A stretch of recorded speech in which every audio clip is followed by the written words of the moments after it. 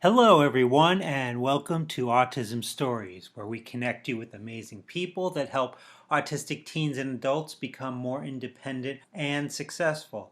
I'm your host, Doug Bletcher, the founder of Autism Personal Coach.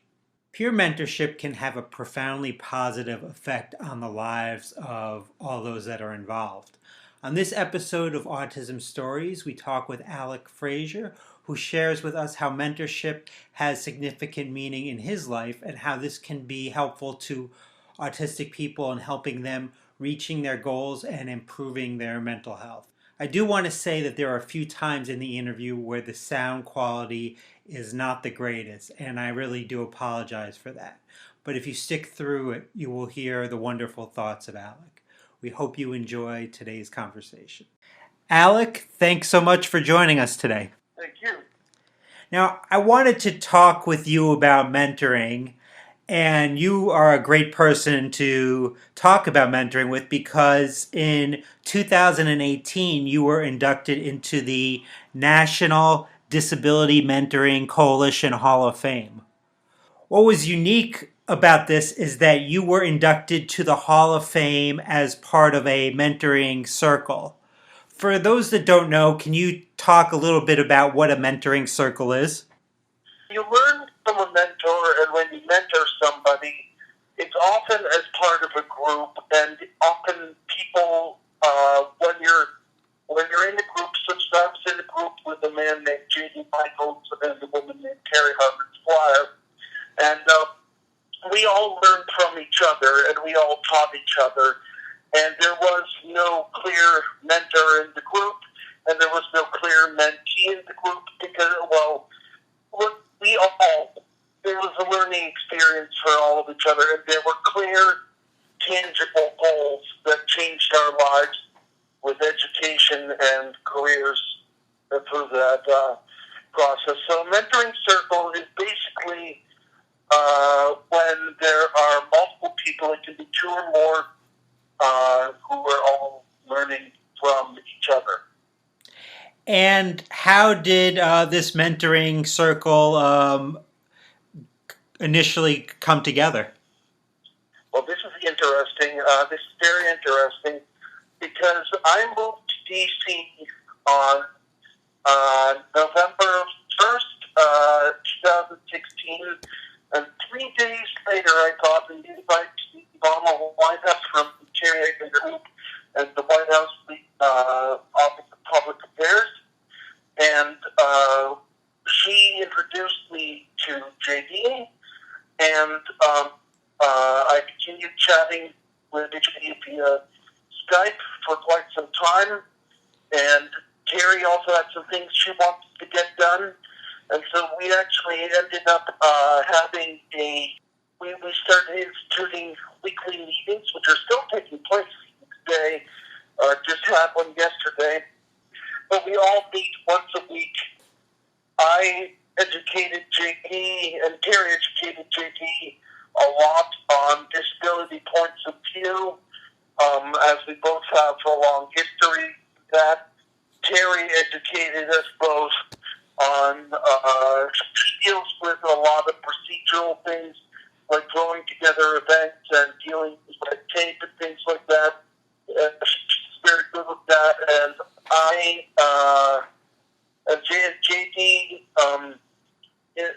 taught us a lot about the corporate side and the business side, and of course, since he was an advertising executive, he taught us a lot about that. And the career efforts, I could go on about this forever. A lot of good stuff has happened as a result of this.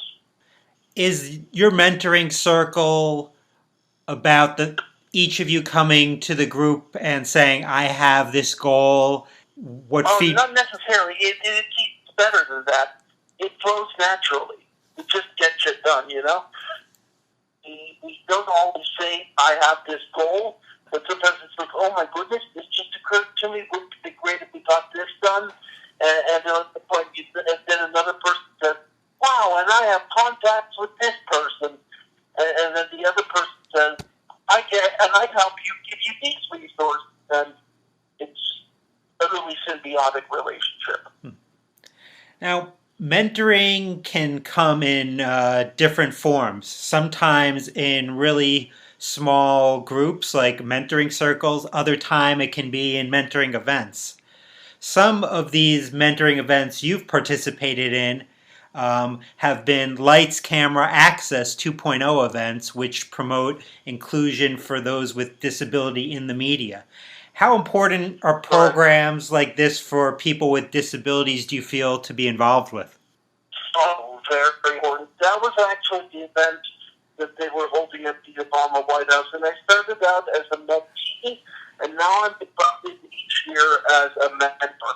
And in addition, I actually co-hosted one in New York City one year. And the lights, camera, access, I can't stress the importance of that enough. That's Terry's endeavor, but she partners with a bunch of other people, including Garrett Shields, the Disability Mentoring Coalition, and people like Steve Allen and Barbara Butts, and people who work at a bunch of agencies and companies. We have a lot of corporate partners who are able to mentor people and give their resources. People like CBS, and we have independent filmmakers and more. Well, actually, I think last year, was it year before, one of our filmmakers actually won the Oscar for Best Documentary or something like that. You know, the learning you can do at a light camera access seminar, yeah, it lasts a few hours. It's not one of these week-long conferences.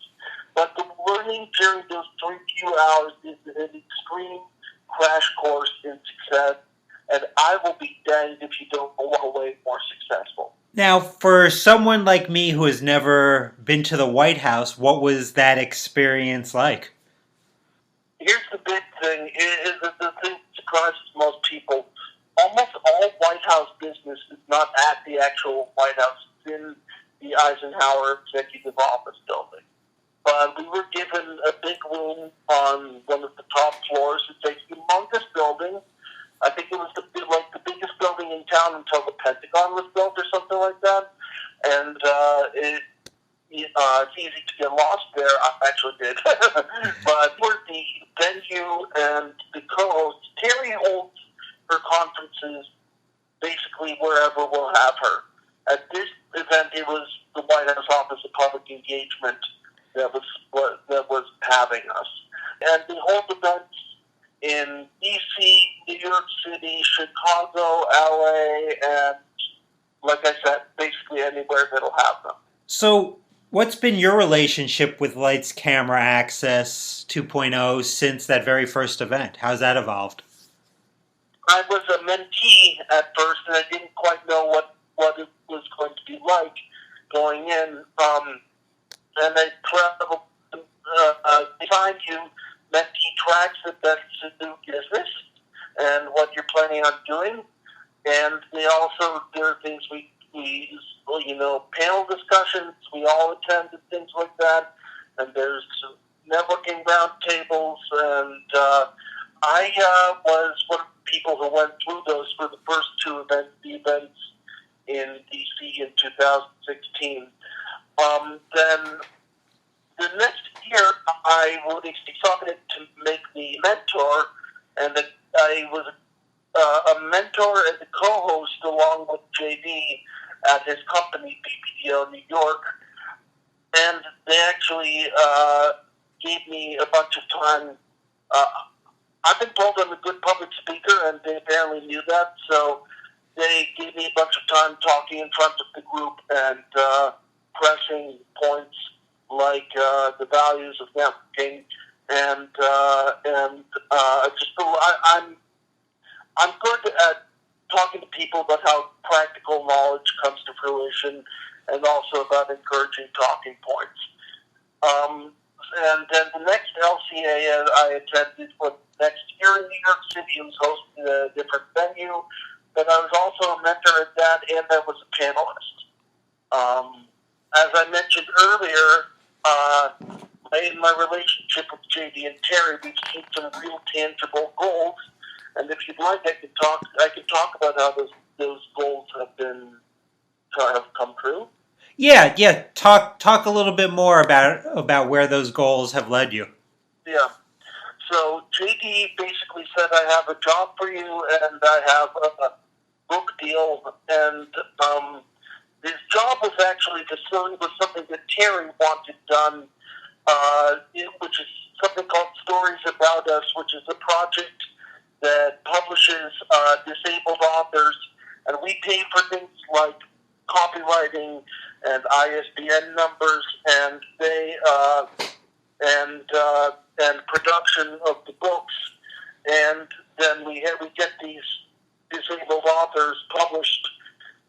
And that was the job. Then JD left BPDO, and that actually gave us a little more creative freedom because it allowed us to do this under our own terms instead of the big company's terms. And I continued being the editor for Stories About Us, and we've gotten a couple books out by now. We've gotten my book, Baby the Autism, which I'll talk about in a moment, and we've gotten a book of poetry by a young woman named Janet Rowe called At the Pole of the Moon. And we are currently getting a whole quadrilogy of books out by an older disabled author named Denise. And she has a series of novels she's been working on for over a decade, which we have decided to call the Role Model Saga. And it's about disability, too.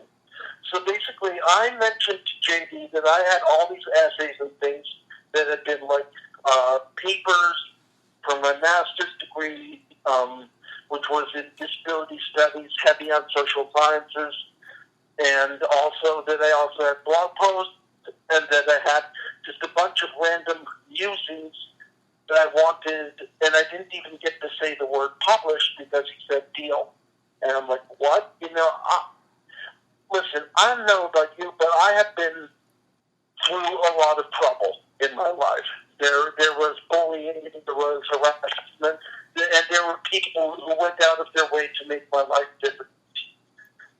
This meeting JD and Terry was a huge turning point for me.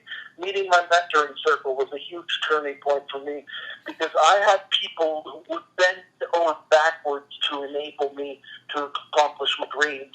Going on book tours and going to conventions and writers' conferences, comment on things like that, to do my book and various talks. I give a number of different talks, but my best one is on autism and creativity, and I often give that with two of my mentees who are independent of the mentoring circle, and then and I also some prints I sell and things like that, and I also scouting to recruit people for the Stories About Us project.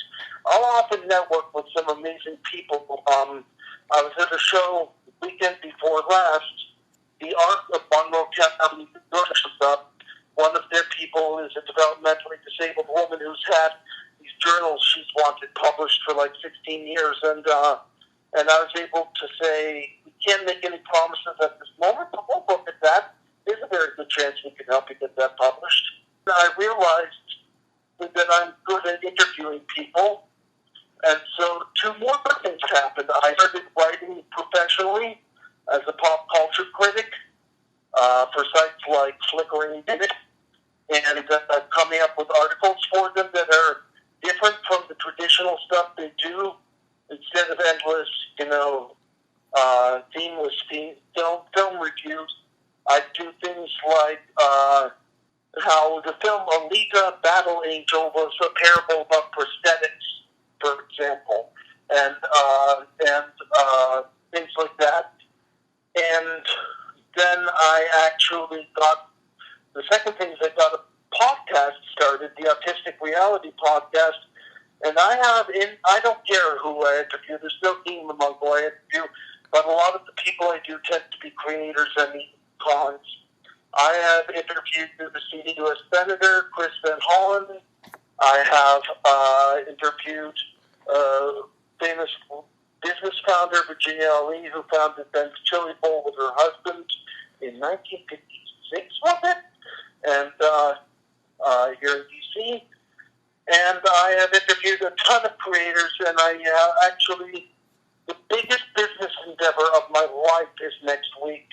I'm going to New York Comic Con. Myself and one of my mentees are going to be giving our panel about autism and creativity, and I will also be press, which means I get in for free, and I get to interview a lot of people. I've been emailing people for weeks straight, and I've got some really big names that I'm going to interview. Diana Gabaldon, who writes the hit book series Outlander, and Joe Quesada, who's in charge of creative for Marvel Entertainment, and Anthony Rapp, who's the star of Star Trek Discovery, are, I think, the three biggest names I'm doing this next week.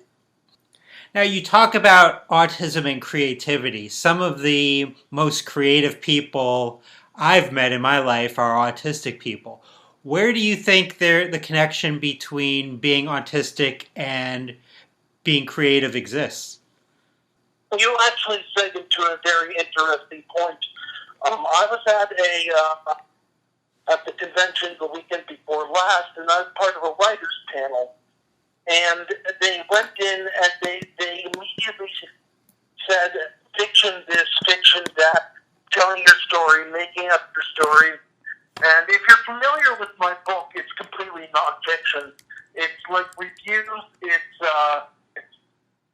scholarly pieces, it's fun things, it's lessons about living with disability. And so I think that autism has a big impact on creativity, but that doesn't necessarily need to fabricate the whole thing. So if you look at my logo, it's actually a red lens through which you're viewing the letters A and R in autistic reality, and that was something I intentionally gave to the guy who designed it, because I'm not a fiction writer. Instead, what I create is based on how I view the world through my autistic lens. And I think that people can be really great artists. I know the goal was definitely autistic. We can craft nations. Thomas Jefferson was autistic. We can win battles like James Garfield. We can do a lot, and it's not just limited creating fictional worlds. I think that it doesn't just change the creative process. Frankly, it changes the entire thinking process and changes it for the better. Getting back to Lights, Camera, Access 2.0, that makes me think about autistic characters in the media and the lack of autistic actors that are playing these characters. Where do you think we are in that process? This is literally a big topic of the panel I'm giving in your Comic-Con next week. Actually, I think there are some that aren't publicized enough, and that don't. For example, I did a lit review which is a book on the first autistic superhero, the character named Yurik from Marvel Comics. He's in the Daredevil title, and one of the wonderful things about him is that the autism is never actually mentioned in the comics. Instead, somebody wrote to the writer and said, "This guy seems autistic, you see?" And the writer said, "Good, I'm glad you noticed it." And when you're autistic, you don't actually scream out, "I'm autistic," all the time. If you're white, you better not be screaming, "I'm white," all the time, or else you're pushing an agenda. Granted, autistic people are a minority who've sometimes been oppressed in the past, and it's good to push autistic rights. But the majority of autistic people are living day to day, and we live among you, which is why we need to be represented more in pop culture. I am very much in favor of hiring people with disabilities to play disabled people, and unfortunately, for quite a few years, the only name big budget example in TV was Micah Fowler in Speechless, and now they canceled that show, which pains me. But there are a ton of autistic people out there. We can do everything you can. We're just wired a little bit differently. Networking, it's so essential, and like you said, it's the number one way people do find employment. But what I've found is I've come across many autistic people that were really a lot of anxiety about networking. There'll be new people. It can be sensory wise. It can be overwhelming. So, do you have some suggestions for people about maybe taking some of those first steps into the world of networking? Yes. If there are groups, don't listen to the people who say apply, resume. Instead, go to networking events, and especially if you can find them, disability-centric networking events like Lights, Camera, Access. Because I've been at Lights, Camera, Access and seen shy, introverted people who are literally trembling with anxiety at the beginning of the meeting, and they leave the meeting smiling with over a dozen new contacts and with the tools, the techniques they need to make an infinite number more contacts. Those are things that really succeed. Now, Alec, if those listening want to learn how to get connected with you and learn more about all that you're doing, how would they go about doing that? Well, my info is all completely public. I recognize that I'm providing service to people, and I want to be easily accessible. My email is long, but it really kicks ass. My email is autisticreality@nothingaboutuswithoutus.net. My website is www.nothingaboutuswithoutus.net. I believe that will take it. My Twitter is @autisticreality, and it's only business on there. I don't do personal stuff. Well, thank you very much, Alec. I really enjoyed the conversation today. No problem. And sorry for dropping a few obscenities, but this is really important work, and I'm glad to share it with you. Thank you for listening to today's episode, and thank you so much to Alec for the conversation. Modern life can be challenging for anyone. When you're autistic, the world isn't designed with your unique traits in mind, and everyday demands can feel insurmountable. At Autism Personal Coach, we celebrate neurodiversity by empowering adults and teens to be the best version of their authentic selves. The people we serve are the real experts. We're here to help your goals become a reality. To get an autism coach for a loved one or yourself to achieve your goals or dreams, email autismpersonalcoach@yahoo.com or call 216-336-5889 and request a coach today. On the next episode of Autism Stories, we will talk with Sarah Baggins about something we all as humans need as we go through life, and that is self-discovery. Talk to you then. Conversation issues, keeping it short, even with practice, we still struggle to having a relationship with someone we like, talking to people doesn't last that long, going on outings, sometimes alone, sure is upsetting, but I'm sure we're fine, talking to our friends, can have some issues,